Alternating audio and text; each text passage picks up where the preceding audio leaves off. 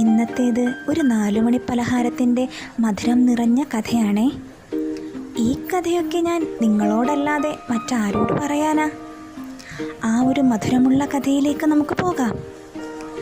ഞാനും എൻ്റെ പൊന്നാങ്ങളെയും കൊച്ചു സ്കൂളിൽ പഠിക്കുന്ന കാലം.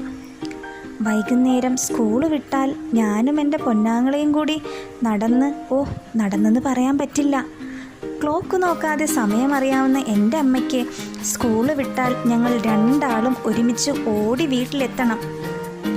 ഞങ്ങൾ വീട്ടിലെത്തുമ്പോഴേക്കും അമ്മ ഏത്തപ്പഴവും ശർക്കരയും നെയ്യും പിന്നെ കുറച്ച് തേങ്ങാപ്പീരയും ചേർത്ത് സ്വാദിഷ്ടമായ ഒരു നാടൻ പലഹാരം തയ്യാറാക്കിയിരിക്കും. വീട് മുഴുവൻ അതിൻ്റെ മണമായിരിക്കും. ബാഗൊക്കെ കൊണ്ടുവച്ച് മേല് കഴുകി ഞങ്ങൾ കൊതിയോടെ അമ്മയുടെ അടുത്തേക്ക് എത്തും. ഞങ്ങൾക്ക് രണ്ടാൾക്കും അമ്മ പലഹാരം വീതം വെച്ച് നൽകും. എന്തൊരു സ്വാദായിരുന്നു അതിന്. അടുത്ത ഞങ്ങളുടെ പടി ഹോംവർക്ക് ചെയ്യുക എന്നതാണ്. ഹോംവർക്കൊക്കെ കഴിഞ്ഞ് ഞങ്ങളുടെ മണിക്കുട്ടിയെയും അമ്മിണിക്കുട്ടിയെയും കിങ്ങിണിക്കുട്ടിയെയും പിന്നെ അവർക്ക് രണ്ടാൾക്കും 8 കുട്ടികൾ. അമ്മിണിക്കുട്ടി ഞങ്ങളുടെ പശുവാണേ. മണിക്കുട്ടിയും കിങ്ങിണിക്കുട്ടിയും ഞങ്ങളുടെ 2 ആടാ. അതിൽ മണിക്കുട്ടിക്ക് 5 കുട്ടികളും കിങ്ങിണിക്കുട്ടിക്ക് 3 കുട്ടികളും. ഇവർക്കൊക്കെ കാവലായി ഞങ്ങളുടെ സ്വന്തം വീരൻ ഞങ്ങളുടെ നാടൻ നായയാണേ.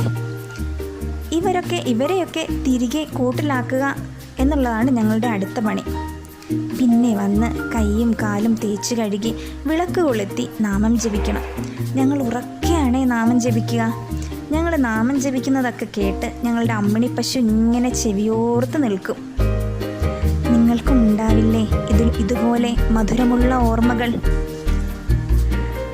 നമ്മളിപ്പോൾ എന്തൊക്കെ വീട്ടിലുണ്ടാക്കി കഴിച്ചാലും അമ്മ അന്ന് സ്നേഹത്തോടെ ഉണ്ടാക്കി തരുന്ന ആ ഒരു പലഹാരത്തിൻ്റെ രുചി ഇപ്പോഴുണ്ടോ? ഇല്ലെന്ന് തന്നെ പറയാം. നിങ്ങൾക്കും ഉണ്ടാവില്ലേ ഇതുപോലെ അമ്മ ഉണ്ടാക്കി തരുന്ന ആ ഒരു സ്പെഷ്യൽ 4 മണി പലഹാരം? ഏതാണെന്ന് ഒന്ന് പറയാമോ? അപ്പോൾ മറ്റൊരു കഥയുമായി നമുക്ക് നാളെ കാണാം. എൻ്റെ ചാനൽ ഒന്ന് സബ്സ്ക്രൈബ് ചെയ്യണേ.